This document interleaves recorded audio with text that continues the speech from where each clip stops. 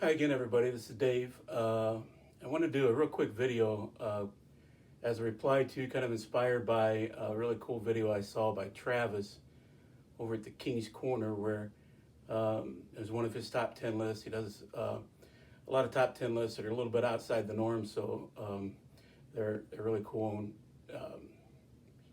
really, it's not just typical "what's your favorite song" type thing, but these were his top 10 movie songs, and I wanted to do kind of the same thing, but a little bit different.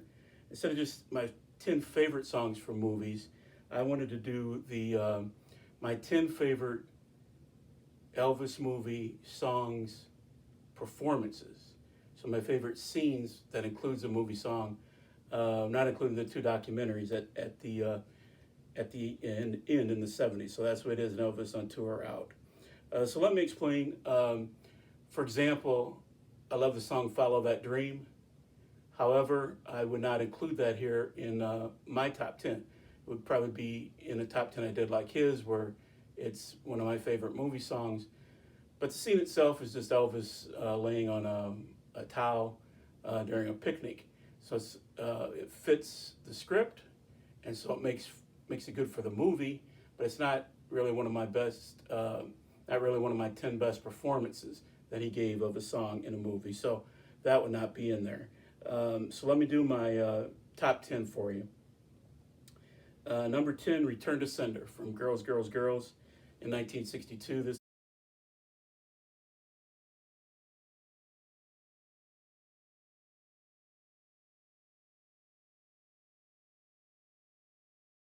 last really giant movie hit that was number one in this country and in the UK.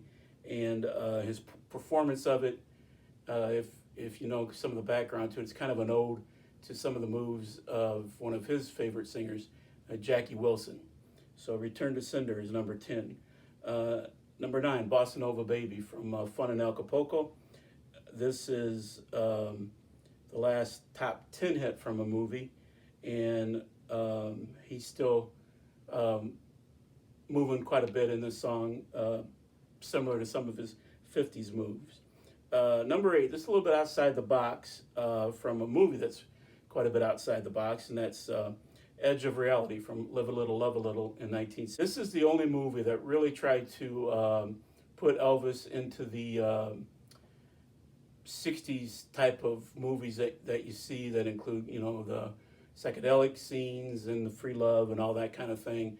So it's the closest he came to doing one of those movies. And this scene where he does "Edge of Reality" is the most like that of any of the scenes in the movie. There's some psychedelic feel to it with some of the things you see, and also it's a dream sequence. So it fits the song perfectly because the dream is set on the edge of realism, and the song is about that. The only problem with it is there's just too many other people in it, so it blocks Elvis a little bit. Number 7, probably get some arguments about this. "Come On Everybody" from Viva Las Vegas.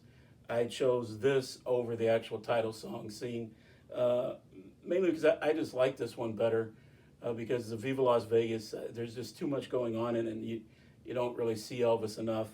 But "Come On Everybody," first of all, I like the song a lot, and a lot of his moves are very similar to the moves that you saw of him in the 50s, where he's shuffling toward the edge of the stage. So it's a great movie, great ending to the song itself. My only problem with it is the inclusion at the end of Anne Margaret. I think I found her actually annoying in this, and blocking too much of seeing Elvis. The rest of these are from the 50s. Number 6 is "You're So Square, Baby, I Don't Care" from Jailhouse Rock in 1957. It's a great song, great electric bass intro, played on the record actually by Elvis. A lot of great moves. This is where he starts to show a lot of his moves, full body moves, torso, shoulders, things like that.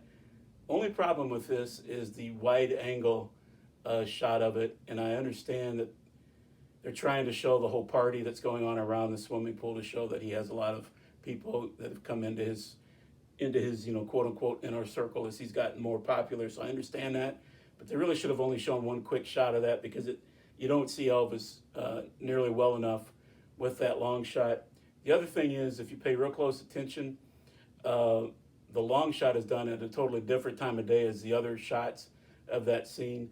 There's shadows in one and not in the other scene. And then also, if you pay real close attention to Scotty Moore, he's wearing sunglasses in the long shot, but not wearing them in other shots of that scene. So you could tell that it was done during different times of the day. Number 5, the title song to King Creole in 1958. Could have really picked just about any of the King Creole performances, but this is one of my. Number 4, Got a Lot of Living to Do from Loving You in 1957. He performed it more than once. So this is the closing scene where he's wearing denim.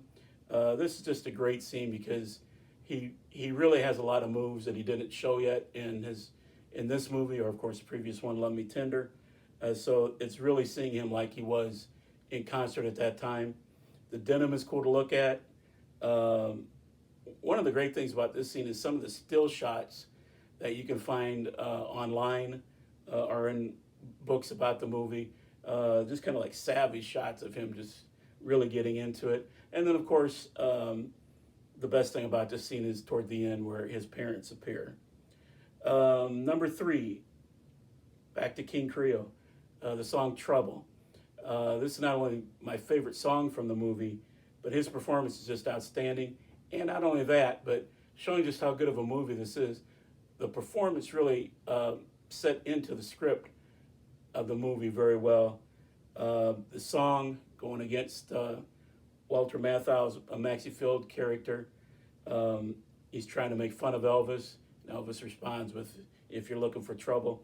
And one of my favorite parts of this scene is outside of Elvis. And usually all these, like I've said, I don't like when they block Elvis or do something showing other than Elvis. But in this scene, there's some really great acting by Carolyn Jones in this scene. If you watch her as they switch away to show her as she gets very proud of Elvis for answering Maxie, and then also looking at Maxie like, we're really sticking it to you. Carolyn Jones, everybody knows her from this movie and from the Addams Family television series of the 60s, but she was really a great actress. And in fact, the year prior to King Creole, she was nominated for an Academy Award. So I love that scene. Number 2, Back to Loving You from 1957, and Mean Woman Blues. This is just Elvis at his best, singing blues and moving across the floor way before Michael Jackson ever did the moonwalk. He looks so great in this and moves so great. I don't know what you call those moves that he does where he shuffles across the floor like that, kind of shuffles into a circle. My mom once told me that she and her friends, when they watched this movie and when they played this song in the jukebox, they call that bebopping. So I don't know if that's what it's officially called or not, but the teens of the 50s, at least that she hung out with, called it bebopping. And the number 1, obviously, I don't see how anybody could pick anything else. It's the title song to Jailhouse Rock from 1957. It's the most iconic scene of any Elvis movie. It's the most iconic scene of any rock and roll movie. And to be honest with you, it's one of the most iconic scenes of any musical ever made.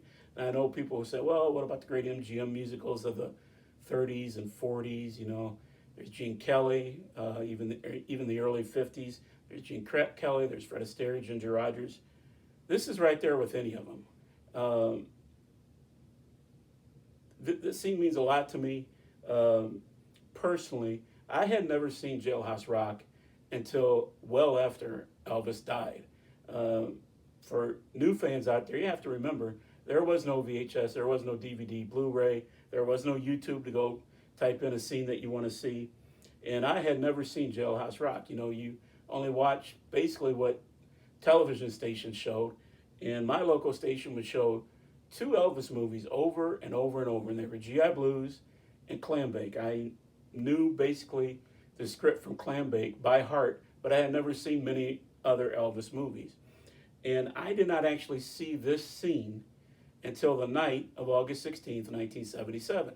And it was shown very early in a TV special that ABC News did to follow the local news explaining what had happened that day and that Elvis had passed away, and then going back through his whole career. And this was one of the first things that came on, and it just blew me away.